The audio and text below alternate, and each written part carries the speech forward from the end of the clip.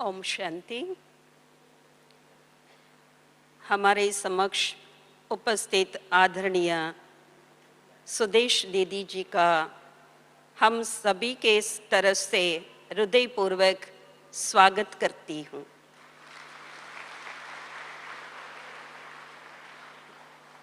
दीदी, आपका हंसता हुआ चेहरा और सरल जीवन ही आपका पहचान है।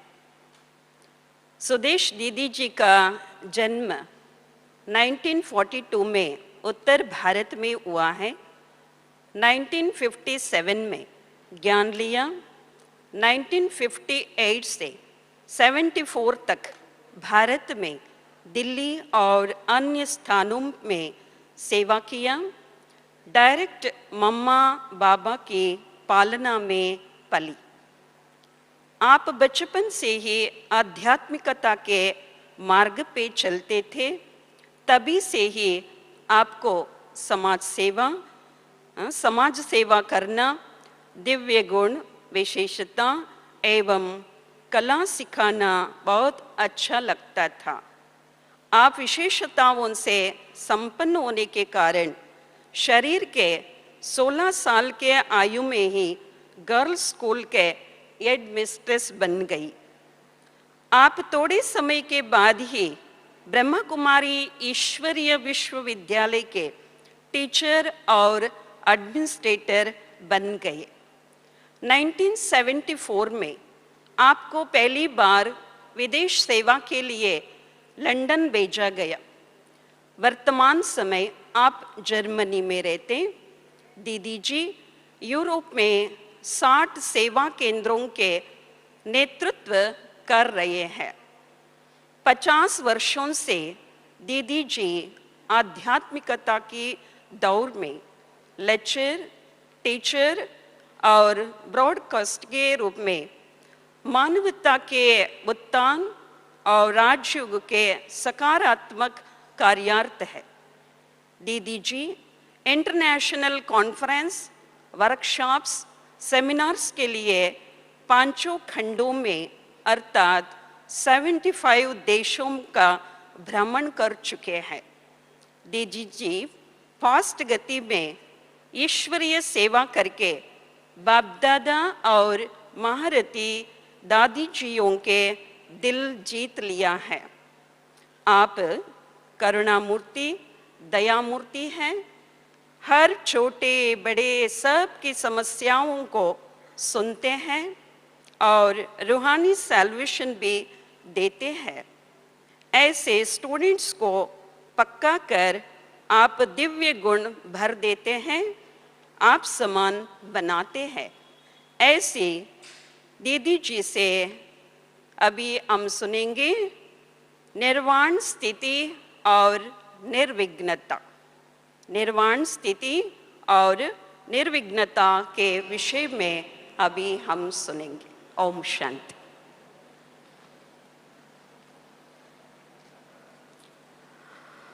ओम शांति। ओम शांति। ओम शांति। शांति के सागर, गति सद्गति दाता, विघ्न विनाशक, सर्व के रक्षक, विश्व कल्याणकारी बाबा के बच्चे यहाँ उपस्थित हुए हैं। अपने प्यारे मधुबन में, शांति वन में। इसका नाम ही है शांति वन, मधुबन। और हम बैठे हैं मधुबन के शांति वन में। शांति, साइलेंस, जहाँ व्यर्थ का आवाज नहीं।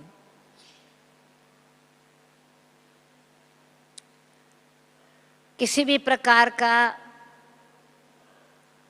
विघ्न हमारे जीवन में ना आवे, निर्विघ्न निश्चिंत अवस्था, निर्वाण धाम का अनुभव। क्योंकि हम सभी आए हैं प्यारे बाप दादा से मिलन मनाने, जो निर्वाण धाम का वासी है, और आए हैं हम बच्चों को वाणी से परे निर्वाण स्थिति में ले जाने के लिए, शांति धाम में ले जाने के लिए। तो शांति धाम में जाना, उसके साथ साथ सुख धाम में ले जाने के लिए, शिवालय में ले जाने के लिए, ऐसी दुनिया में ले जाने के लिए जहाँ सर्व प्रकार की प्राप्तियां ही प्राप्तियां हैं। और संगम पर बाबा अनुभव कराते हैं, अप्राप्त नहीं कोई वस्तु। संगम युग में ईश्वर के खजाने में, परंतु प्राप्त करने के लिए विधि चाहिए, अनुभव करने के लिए अभ्यास चाहिए। आज का विषय हमें मिला है निर्वाण स्थिति, निर्विघ्न अवस्था।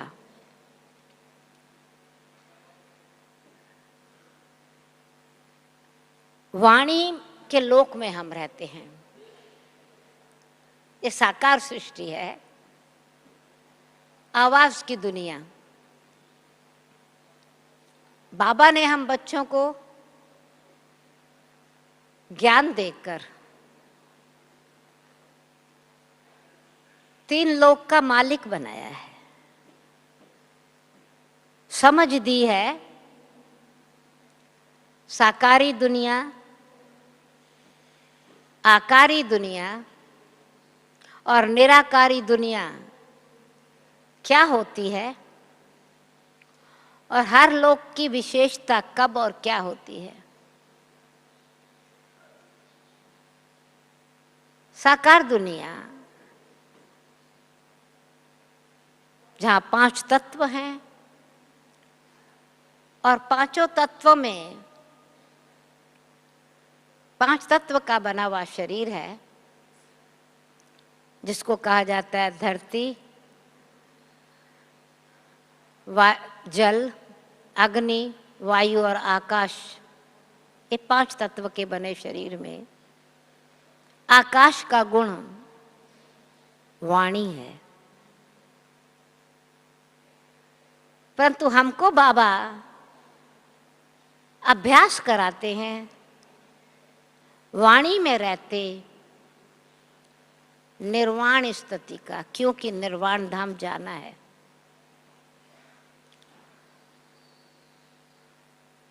वाणी हमको बाहर मुक्ता में ले आती है। वचन, न केवल वचन हमारे बोलने का मतलब सिर्फ मुख से नहीं बोलते। जब बाहर मुक्ता में होते हैं तो मुख तो बोलता ही है, परंतु मुख के साथ साथ आंखें भी बोलती हैं, मुख के साथ साथ वाइब्रेशंस भी बोलते हैं, मुख के साथ साथ हमारा संकल्प, श्वास भी बोलता है। आप कहेंगे संकल्प श्वास कैसे बोलता है? संकल्प और श्वास में तो वाणी नहीं है, परंतु संकल्प के साथ श्वास का संबंध है। अगर हमारे संकल्प व्यर्थ चल रहे हैं, पर चिंतन वाले चल रहे हैं, दोष दर्शन वाले चल रहे हैं, अथवा किसी प्रकार की असंतुष्टता वाले चल रहे हैं, किसी के साथ हमारा मतभेद है और उस तरह के संकल्प चल रहे हैं, तो हमारे श्वास की विधि जो गति होगी ना, वो बहुत तेज होगी और श्वास बाहर निकलता है, वायुमंडल में फैलता है। संकल्प को बार बार जब रिपीट करते हैं तो वो वाइब्रेशन बन जाता है, और वाइब्रेशन बिना बोले ध्यान खिंचवाता है। जैसे आवाज मुख से बोला तब ध्यान खिंचवाया, परंतु वाइब्रेशंस सूक्ष्म चीज है, जो जिस प्रकार का हमारा अंदर का संकल्प है उस गुण से अथवा अवगुण से के अनुभव से ध्यान खिंचवाता है। जिस प्रकार से फूल है तो फूल का रंग देखने पर बड़ी सुंदरता है इसकी, रूप और रंग आंखों से देखा जाता है, परंतु इसकी सुगंध बिना नजदीक आए भी आंखों से देखा कि कोमल है, इसको टच किया, परंतु सुगंध सामने नहीं है फूल, तो भी उसकी अनुभूति होती है। तो सुगंध उसका गुण है, सुगंध उसकी प्रॉपर्टी है फूल की। तो जैसे फूल की खुशबू हवा के साथ दूर तक फैल जाती है, इसी प्रकार से हमारी मनसा वृत्ति से जो वातावरण बनता है वो ऑटोमेटिकली फैल जाता है। इसका अनुभव हम सबको है। जब हम भट्ठी में बैठते हैं, जब योग तपस्या करते हैं, तो सब शांत में है, बोल तो कोई नहीं रहा। हाँ, बहुत सुंदर बाबा के अनुभव युक्त गीत चल रहे हैं। संगीत हृदय की आवाज अनुभव के बनाए हुए हैं, और वो जो गीत सुनते हैं तो कान सुन रहे हैं, मन बोल रहा है, मुख नहीं गा रहा है पर मन गा रहा है, हृदय गदगद हो रहा है, और मन ही मन बाबा से वो अंदर हमारा अंतर्मुखी स्थिति में बाबा से बातचीत हो रही है। हृदय से धन्यवाद हम कह रहे हैं या बाबा के गुण गा रहे हैं, तो उस अनुभूति, आनंद की अनुभूति, प्रेम की अनुभूति, शांति की अनुभूति, शक्ति की अनुभूति के वाइब्रेशंस जहाँ पर भी हम भट्ठी कर रहे हैं वहाँ फैल जाते हैं। हमने वाणी से कुछ नहीं बोला, एकदम सब शांत बैठे हैं। हमारा शांतिवन का अनुभव, आप सबका बाबा मिलन का अनुभव प्रैक्टिकल प्रमाण है। 30,000 भाई बहन यहाँ होते हैं बाबा के आने से ही। साइलेंस का एटमॉस्फेयर एकदम, बाबा वाणी में आने से पहले, वाणी चलाने से पहले जो वाइब्रेशंस इस हॉल के होते हैं, इस देह की दुनिया से पार ले जाते हैं। ऐसे लगता है जैसे किसी ने स्प्रे छिड़क दियो ना, स्प्रे लेकर के एटमॉस्फेयर फैला दिया हो। दृष्टि की पिचकारी से रूहानियत की सुगंध फैला दी हो, बिना वाणी बोले हमको वाणी से परे ले जाते हैं। और फिर वाणी का अनुभव कराने के लिए जो महावाक्य उच्चारते हैं वो विधि बताते हैं कि अगर किसी प्रकार का व्यवहार में आते, परिवार में रहते, संसार में रहते कोई विघ्न आता है तो उस विघ्न को विनाश कैसे करना चाहिए, निर्विघ्न स्थिति में कैसे रहना चाहिए। तो पहली विधि बाबा बताते हैं, अंतर्मुखी स्थिति में स्थित हो जाओ। अंतर्मुखी तो अंतर दिखाई पड़ेगा, हम बाहर क्या देखते हैं और अंदर क्या है। बाहरमुखी स्थिति में आंखें, उनको आंखों को देखने का अभ्यास हो गया है, मोटी चीजों को देखने का, खोटी चीजों को देखने का, क्रिटिसाइज करने का, एक जैसे आदत पड़ गई है। बाहरमुखी स्थिति में जब देखते हैं तो मन जो शांत था, उस शांति की स्थिति में अचानक बाहर मुखता में आते ही मंत्रा बन जाता है। क्यों, क्या कही, किसने कही, कब कही, क्या कही आ जाती है। अभी दिवाली पूरी हुई है, हमको पता है ये यादगार है श्री रामचंद्र जी के राज तिलक भक्ति के अनुसार, रामायण के अनुसार।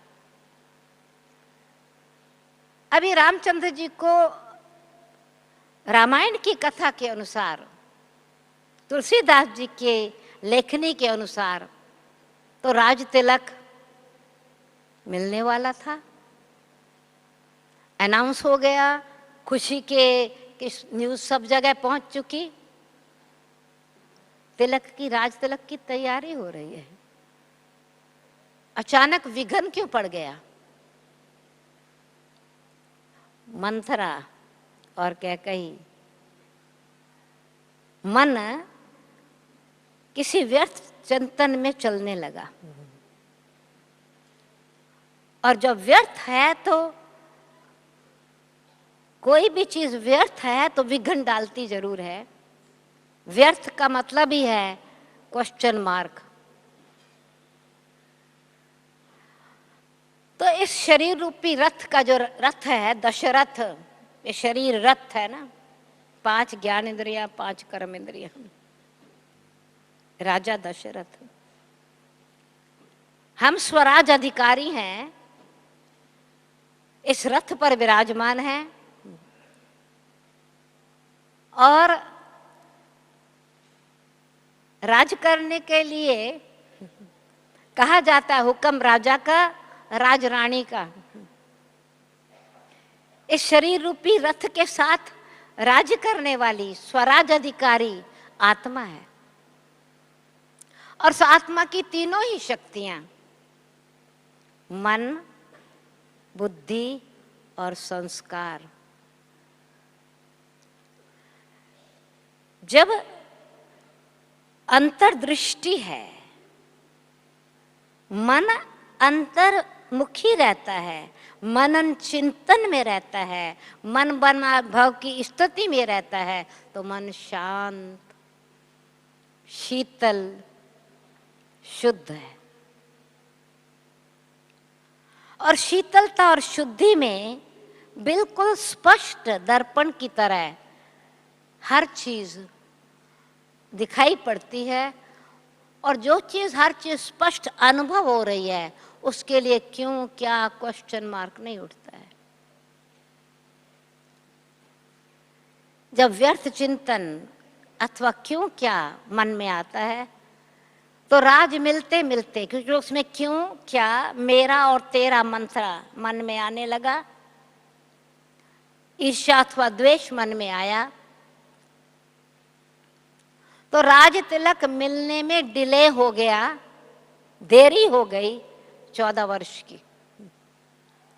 राज तो मिलना ही है, राम को ही राज्य मिलना है, परंतु 14 साल लेट हो गया। विघन आया ईर्ष्या के कारण, विघन आया द्वेष के कारण। तो अनेक प्रकार की क्वेश्चन, फिर अनेक प्रकार की परिस्थितियां सामने आई उस विघन के कारण।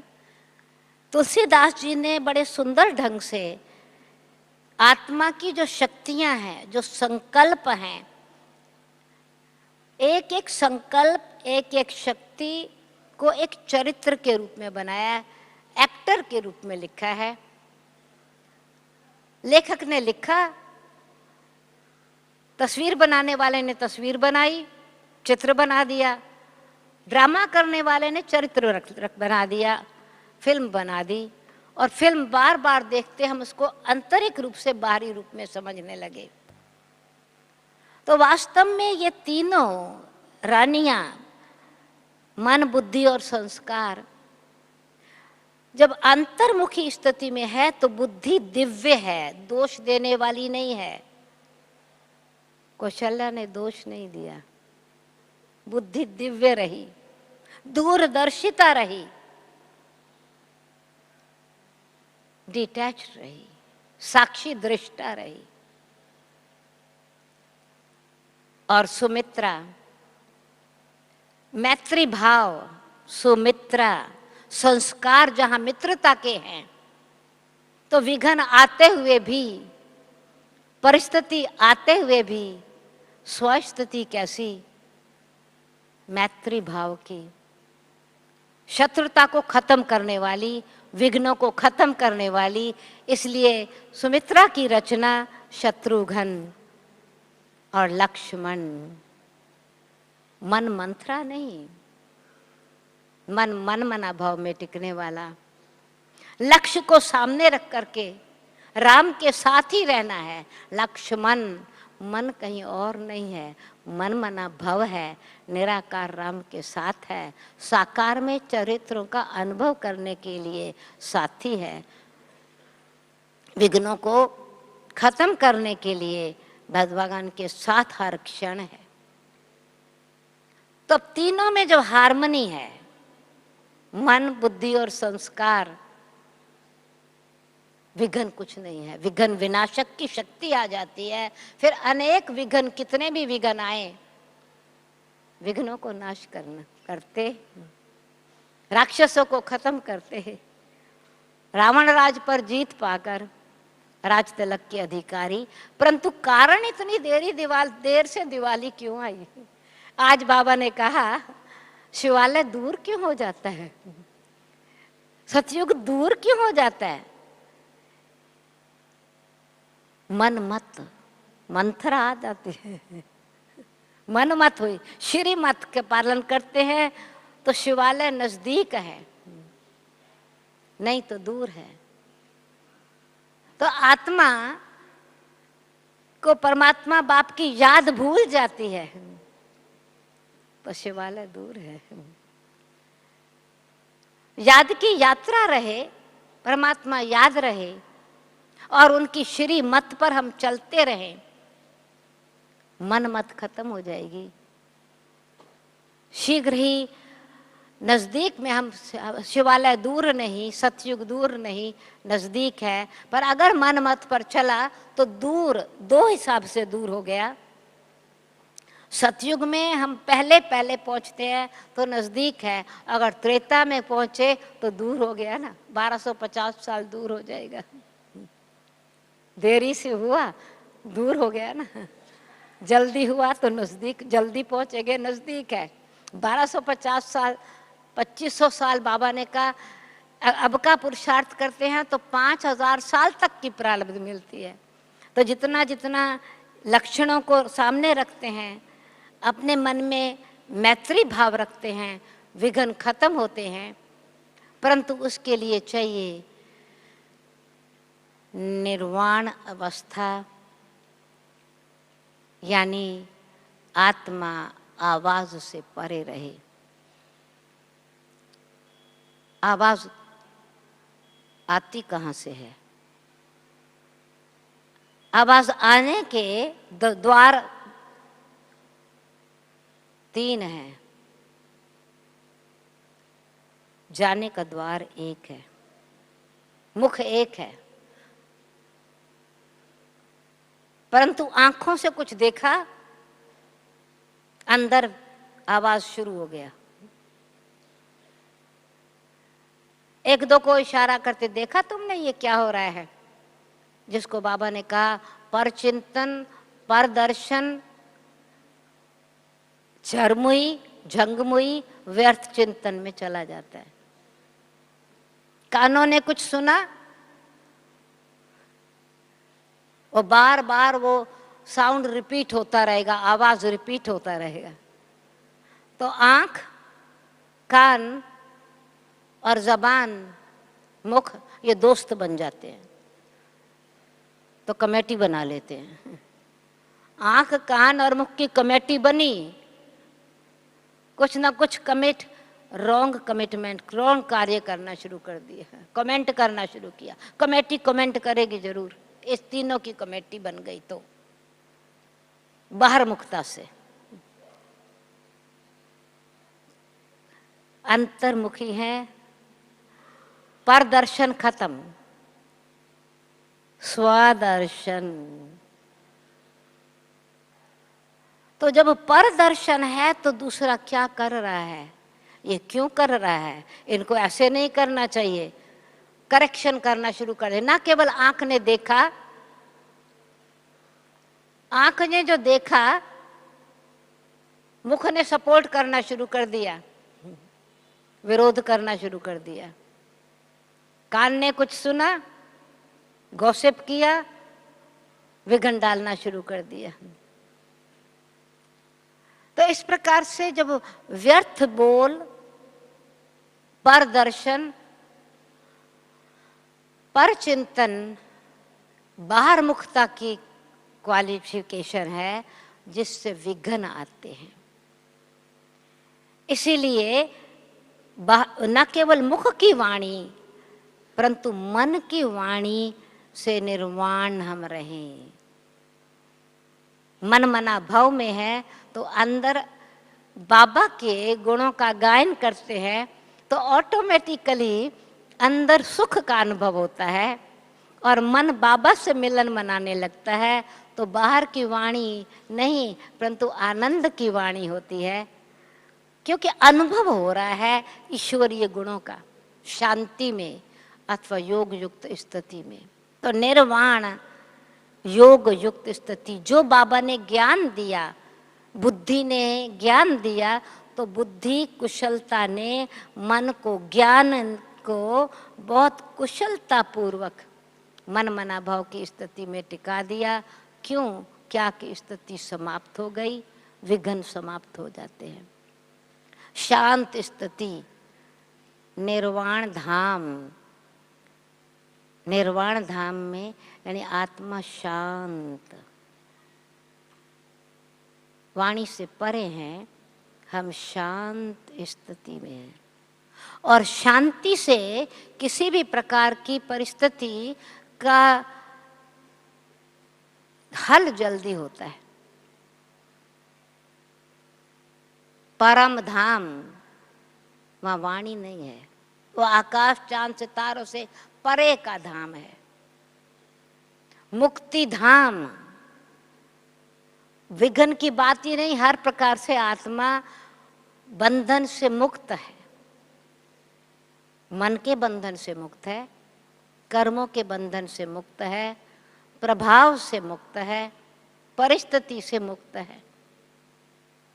वहाँ शांति धाम में आत्मा बैठी है।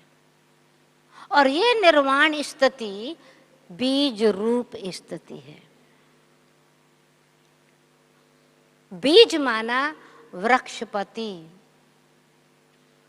तो इस निर्वाण स्थिति में बृहस्पति की इस दशा बैठती है।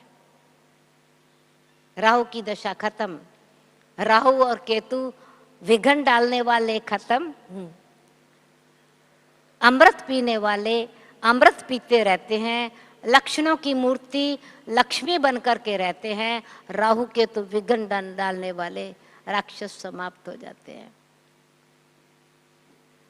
क्योंकि वो अमृत का रस अंदर लेने लग गए। ये वृक्षपति, वृक्ष का पति बीज रूप पिता परमात्मा, बृहस्पति की दशा माना सर्व बातों के को समेट करके सार रूप स्थिति में स्थित हो जाना,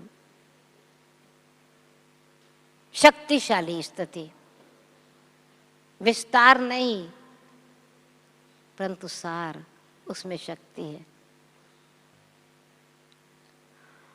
तो वो निर्माण स्थिति, बीज रूप स्थिति, निर्वाण भी है, बीज विस्तार वाला नहीं है, क्यों क्या वाला नहीं है, परंतु शक्तिशाली है।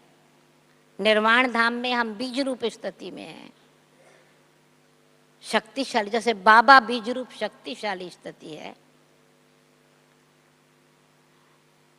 परंतु निर्वाण के साथ साथ हम आत्माएं, जैसे बाबा निर्माण भी है, गुप्त है,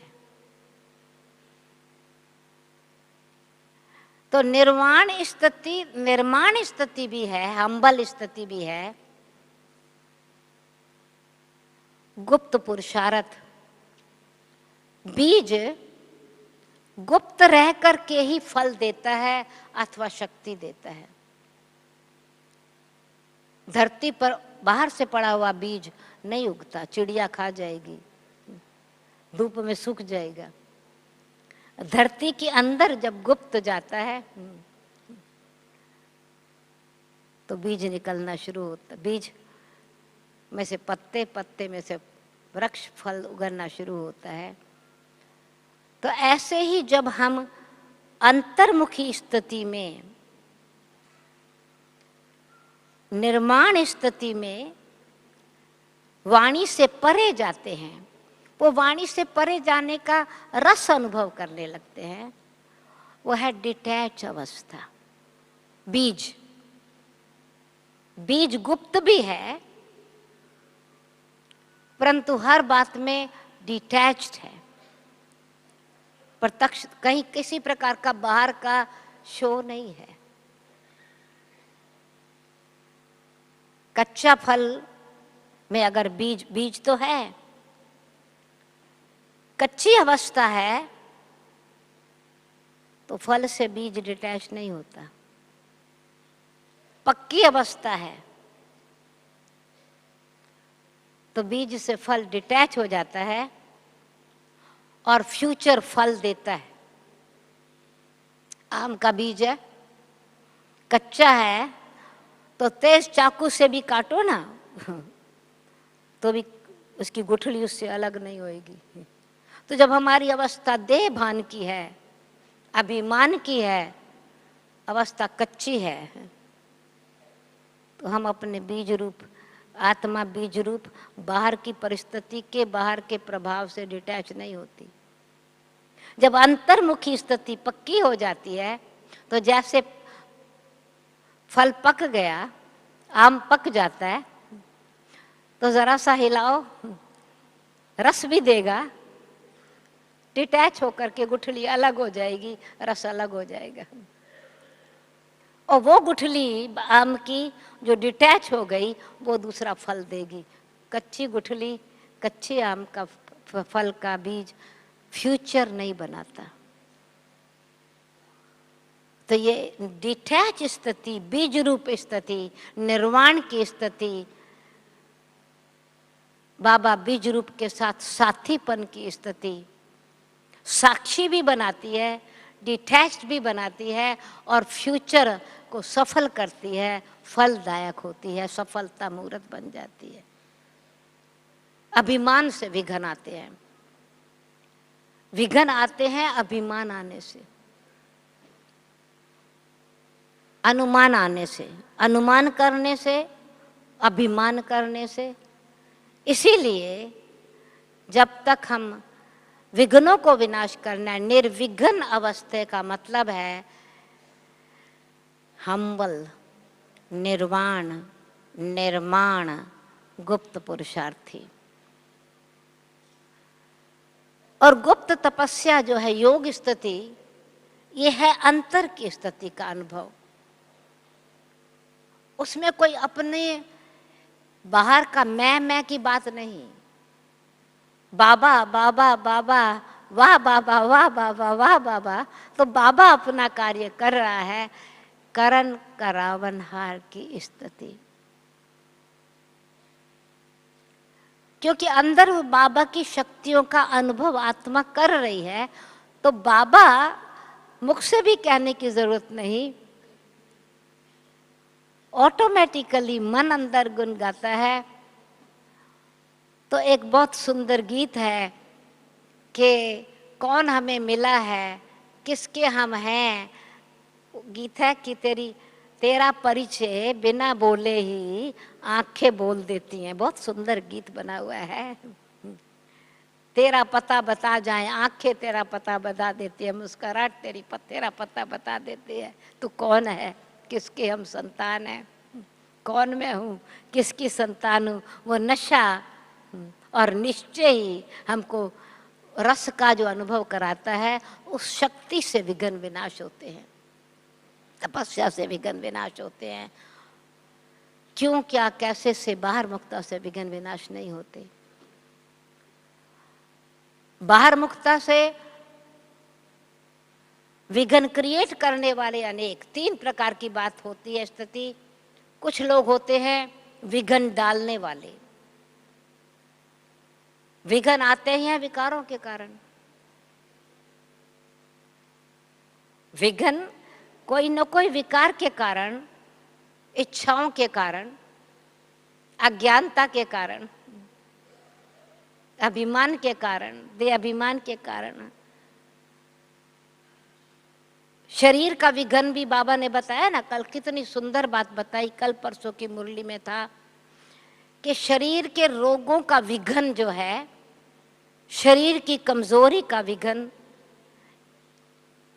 ये काम विकार प्रकृति के तत्वों को, शरीर को भी कमजोर करता है, बुद्धि को भी भ्रष्ट करता है।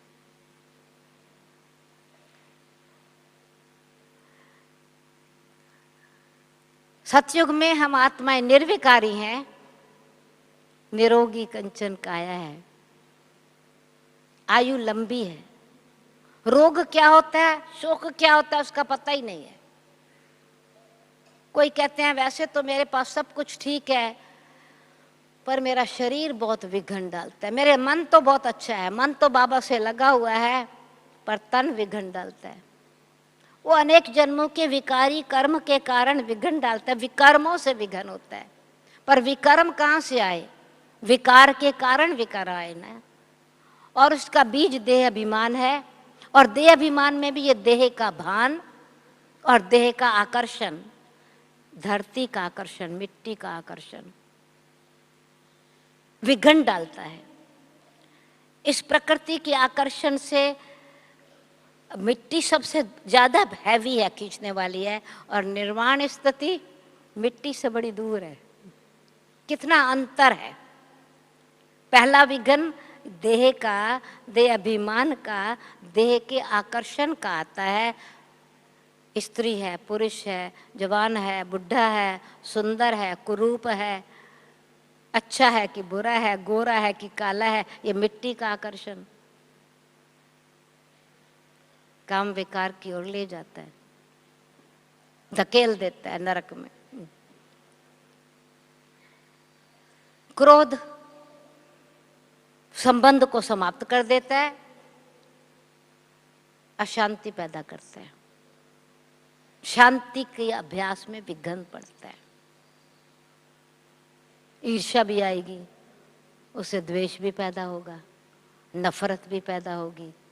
तो पुरुषार्थ में निर्वाण अवस्था में विघ्न पड़ गया। मन वाणी शांत नहीं रहेगी। मन वाणी जिसके प्रति हमारा द्वेष भाव है, उससे बंधा हुआ है, उससे ही बात कर रहा है। जितनी देर बैठे हैं, भले बाहर से नहीं बोल रहे हैं, अंदर से वो दूर बैठा है, हजारों कोस दूर है व्यक्ति, मन उससे ही बात कर रहा है। निर्वाण स्थिति नहीं है। क्रोध ने अशांति पैदा करके वाणी में मन ने बोलना शुरू कर दिया। लोभ कंगाल बना देता है। संपत्ति जो हर प्रकार की प्राप्ति में संपन्न होना चाहिए ना, उसमें विघ्न डाल देता है, रॉयल्टी में विघ्न ले आता है। हम राजा ही हैं, हम राजकुलधारी हैं, हम त्यागी और तपस्वी मूर्त हैं, हम राज ऋषि हैं, वो रॉयल्टी खत्म कर देता है। राजा के बदले मंगता बना देता है, चाहिए चाहिए चाहिए, भिखारी बना देता है, राजयोग में विघ्न डाल देता है। मोह, संबंध का खिंचाव, हमको कमल फूल समान जो रहना चाहिए, जो हमारा लक्ष्य है, उसमें विघ्न डालता है, दुख देता है। वो दुख आने से, देह के संबंध से दुख आया, उसमें विघ्न हुआ, तो तन का भी दुख, मन का भी दुख, धन का भी दुख, संबंध का भी दुख। वो दुखों के कारण विघ्न, भाई बहुत विघ्न आ गए, अनेक प्रकार के विघ्न आते हैं। अहंकार,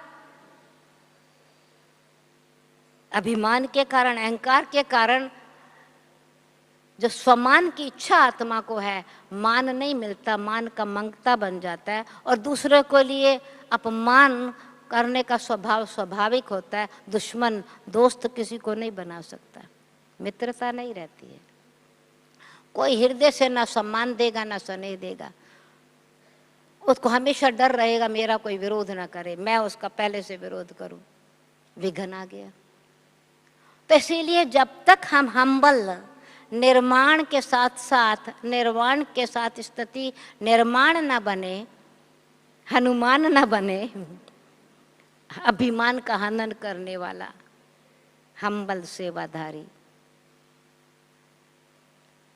अभी मेरी बात मान, अभिमान, अभिमान क्या कहता है? धीरता नहीं होती है, अधैर्यता नहीं होती है, तो व्यवहार में ना धैर्यता है ना फिर गंभीरता है, विघ्न आते हैं। तो विघ्न डालने वाले विकार जब व्यवहार में आ जाते हैं तो विघ्न एक पहाड़ की तरह बन जाता है। लक्ष्य जो है निर्माण रहने का मूर्छित हो जाता है। लक्ष्मण मूर्छित हो गया, भाई मेघनाथ ने लक्ष्मण को मूर्छित कर दिया। मेघनाथ गरजता है ना, मैं बादल गरजता है। फिर हनुमान को पहाड़ी, हनुमान का हनन करने वाला हनुमान को ही पहाड़ उठा के लाना पड़ा। फिर से संजीवनी बूटी, कहानी हमारी ही है, संगम की बात है। तो अभिमान का हनन करना, तो विकार विघ्न डालते हैं। अवगुणों के कारण विघ्न आते हैं। अवगुण व्यवहार में जब आता है तो विघ्न हो जाता है। अज्ञान अंधकार कारण के विघ्न आते हैं, आएंगे तो मनुष्य आत्माओं के हमारे व्यवहार से ही विघ्न आता है ना। परंतु योग की निर्वाण स्थिति में जाने के लिए मनसा में विघ्न पैदा होता है। इसलिए जब हम अंदर विघ्नों को सामना करने के लिए शक्ति चाहिए, विघ्नों को विनाश करने के लिए सर्वशक्तिवान के साथ उस शक्ति के अनुभव में एकदम जब डूब जाए, एकदम जब उस लगन की अगन में भस्म हो जाए तो विघ्न विनाश हो जाते हैं, भस्म हो जाते हैं। परंतु ये सुंदर रस अनुभव की बात है।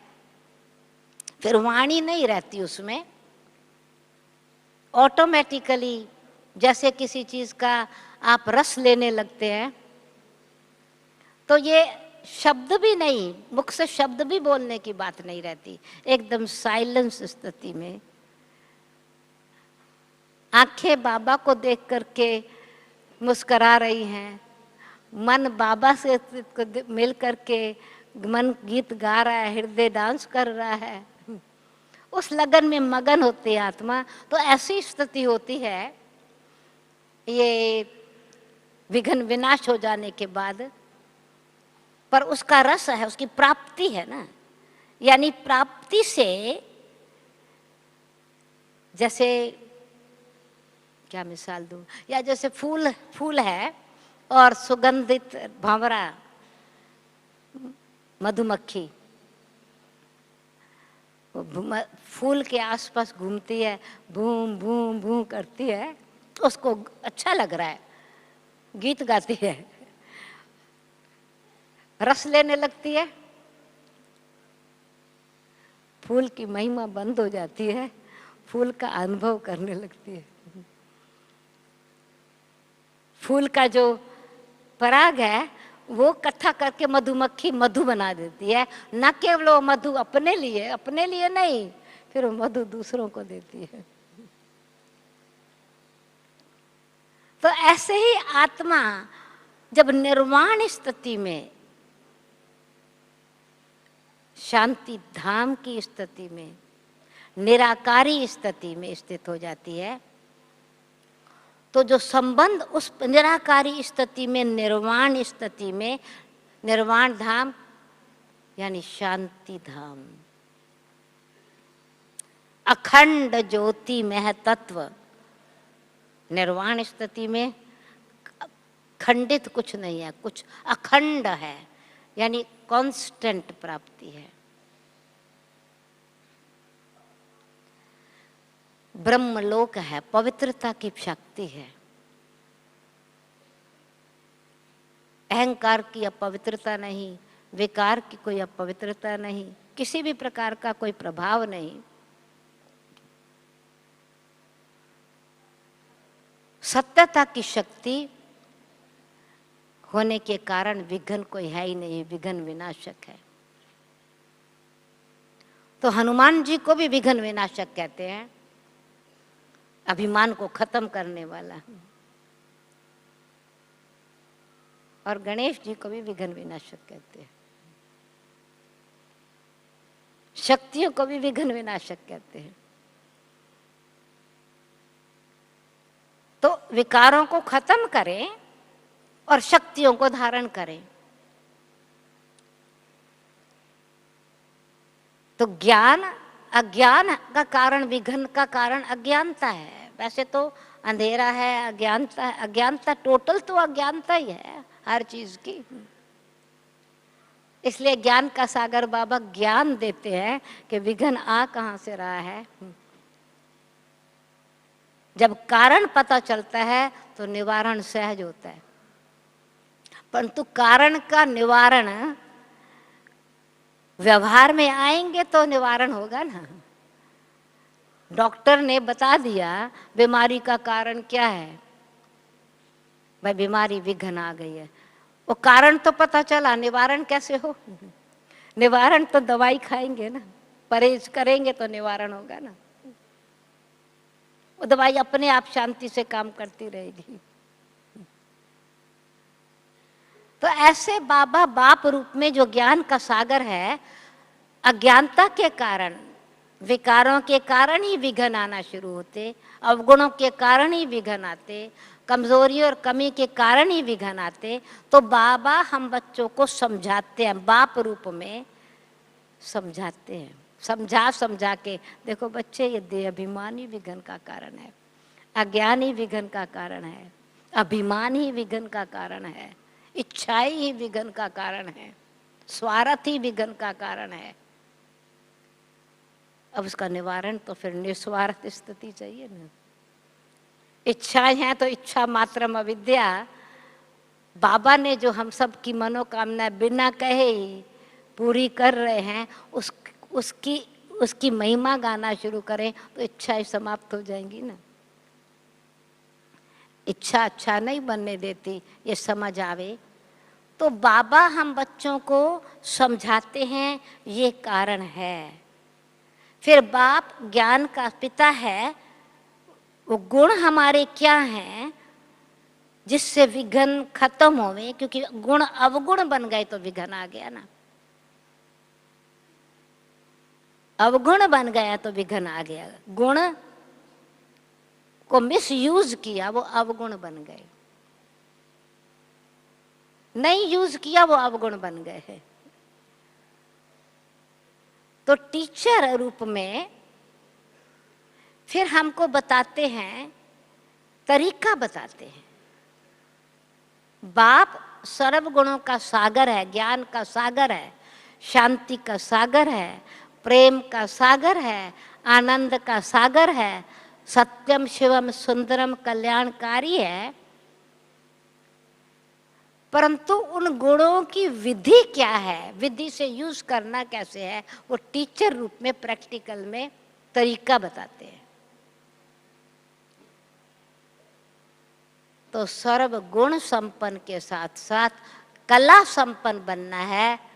कला है, आर्ट है उस गुणों के यूज करने की, तो विघ्न ना रहे, रास्ता साफ हो जावे। तो टीचर बन करके वो विधि बताते हैं, विघ्न को हटाओ कैसे। विघ्न को समझ लो, फिर विघ्न को हटाओ कैसे। विघ्न है वो तो पता है, पर विघ्न को दूर करना कैसे है। तो जैसे प्रैक्टिकल में टीचर टूल्स जो है ना, इंजीनियर है पढ़ तो लिया, परंतु प्रैक्टिकल में करने का तरीका, डॉक्टर है दवाई देने का तरीका, कारपेंटर है लकड़ी है मेज बनाने का तरीका, दर्जी है कपड़ा है सिलने का तरीका। तो बाबा टीचर बन करके उन गुणों को कला रूप में कैसे परिवर्तन करना चाहिए, तो आर्ट है विघ्न को समझ करके विघ्न को दूर करने की। कोई कहते हैं इसमें बहुत अच्छी कला है, कैसे किसी के साथ प्रेम से व्यवहार करना चाहिए, इसमें बहुत अच्छी कला है, सदा हर एक से मिलनसार होके रहता है। तो प्रेम का सब गुण वर्णन किया ना, वो मैत्री भाव यूज किया ना। बुद्धि भाई बहुत कुशल बुद्धि है, अहंकारी नहीं है, निर्माण है। कैसे इसमें कला है दूसरों को सम्मान दे के सम्मान लेने की, तो कुशलता कौशल्य हो गया, आराम से रहने तो रहता है। परिस्थिति आई तो भी स्वस्थिति में स्थित है। विघ्न को खत्म करने की शक्ति है। फिर सतगुरु रूप से जो शक्ति मिलती है विघ्न विनाश करने की, तो निर्विघ्न रहना है। तो जैसे आत्मा की तीनों शक्तियां मन बुद्धि और संस्कार की हार्मनी है, तो हम निर्वाण स्थिति में हैं। मन भी व्यर्थ नहीं बोल रहा है, बुद्धि भी क्यों क्या कही किसने कही क्या कही क्वेश्चन मार्क नहीं कर रही है, निश्चय बुद्धि फुल स्टॉप। नशा है किसकी मैं संतान हूं, निशाना पक्का हो गया क्या मुझे बनना है। और संस्कार सुमित्रा मैत्री भाव वाले हैं, कल्याणकारी हैं, लक्षणों की मूर्ति बनने का है और विघ्नों को विनाश करने का। विघ्न विनाशक है, शत्रुओं को खत्म करने वाला तपस्वी मूर्त है, त्याग मूर्त है। तो जैसे आत्मा की तीनों शक्तियां मन बुद्धि और संस्कार हार्मनी में है, अंतर्मुखी है, सदा सुखी है, निर्वाण स्थिति है। फिर बाप टीचर सतगुरु। अब आत्मा देह के अभिमान में आई तो विघ्न आना शुरू हुए। रावण का प्रवेश तो विघ्न आना शुरू हुए, भान अभिमान अपमान मान की स्थिति में आई, विघ्न आना शुरू हुए।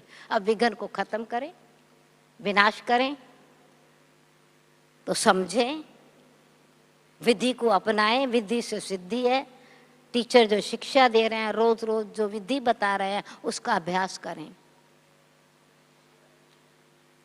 और सतगुरु की शक्ति से योग बल से भस्म करें। विघ्नों को विनाश करें। इसलिए बहुत सारी कहानियां हैं अपने ब्राह्मण लाइफ में, अनुभव हैं हम सब बच्चों के, कि किसी भी प्रकार का कोई विघ्न आया, चाहे बाहर के विघ्न आए चाहे अंदर के विघ्न आए, हैं? वो विघ्न कैसे खत्म हुए? योग तपस्या से। योग तपस्या से खत्म हुए। इसीलिए सतगुरु योग बल से पिछले विकर्म भी भस्म हो, टीचर रूप में वर्तमान और भविष्य भी स्पष्ट हो, और बाप रूप में हम बाबा के बच्चे उस निश्चय और नशे से, हमारे अंदर वो संस्कार हैं, हमारे अंदर वो शक्तियां हैं, बाबा के हम बच्चे हैं, सर्वशक्तिवान के हम बच्चे हैं, तो शक्ति हमारे में है अपने स्वरूप की स्मृति।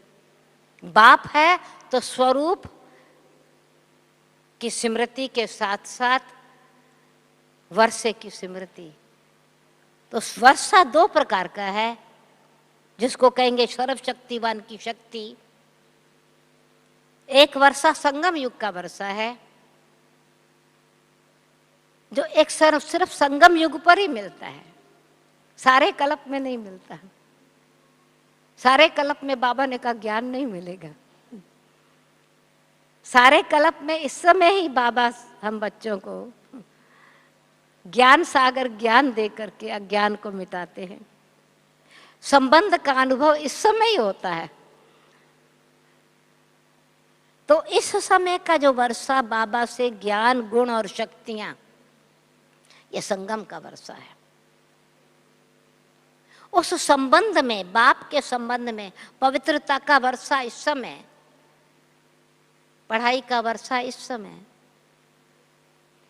शक्ति का वर्षा इस समय। इसलिए हम सत्यता है जहां वहां विघ्न खत्म हो जाता है, झूठ के कारण विघ्न आता है।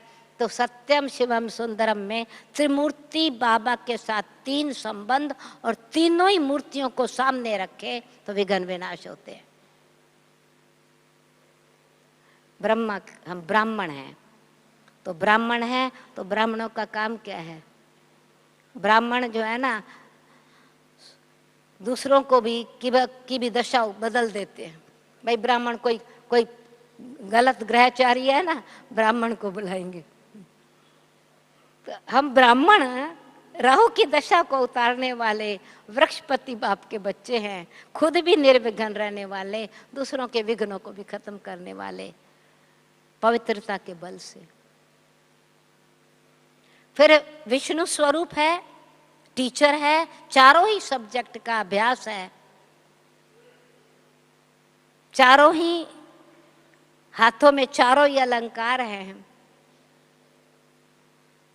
इसका मतलब गुणों की मूर्ति है, श्रृंगार मूर्त भी है तो संगार मूर्त भी है, विघ्नों को सामना करने की शक्ति है। और तीसरा स्वरूप है योग बल से विघ्नों को विनाश करने वाला तपस्वी मूर्त।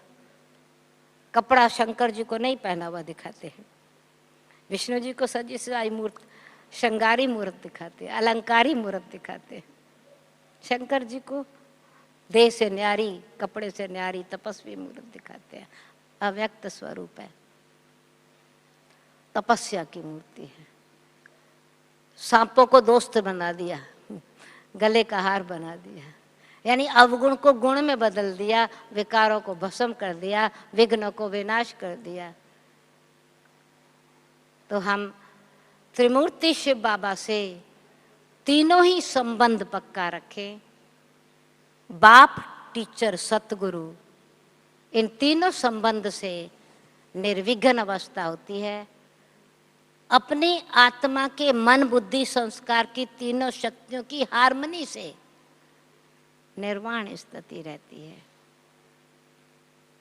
निराकारी स्थिति, निर्विकारी स्थिति, निरहंकारी स्थिति, यही बाबा के अंतिम बोल, अंतिम शिक्षा हम बच्चों के लिए थी। तो अव्यक्त बाप दादा जो लास्ट में सौगात दे करके गए हैं, अव्यक्त होने से पहले उसी बात का अभ्यास करते रहेंगे तो अव्यक्त स्थिति, फरिश्ता स्थिति, निर्वाण स्थिति से ऑटोमेटिकली विश्व का नव निर्माण भी कर सकेंगे और न केवल स्वयं निर्विघ्न रहेंगे, दूसरों को भी निर्विघ्न बनाने में मदद करेंगे। समय होता है, मैं समाप्ति करती हूँ। ओम शांति।